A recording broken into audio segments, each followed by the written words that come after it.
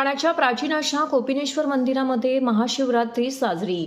ठाण्यातील प्राचीन अशा कोपिनेश्वर मंदिरामध्ये महाशिवरात्रीच्या निमित्ताने भाविकांनी मोठ्या संख्येने गर्दी केली होती। यावेळी मंदिराची आकर्षक फुलांनी अशी सजावट देखील करण्यात आली होती। पहाटेपासूनच भाविकांनी श्री महादेवाच्या दर्शनासाठी कोपिनेश्वर मंदिरामध्ये लांबच लांब रांगा लावल्या होत्या। श्री गोपिनेश्वर सांस्कृतिक न्यासाच्या वतीने भाविक भक्तांना व्यवस्थित दर्शन मिळावे यासाठी विशेष व्यवस्था करण्यात आली होती। कोणताही अनुचित प्रकार घडू नये म्हणून पोलीस बंदोबस्त देखील चोख तैनात करण्यात आला होता।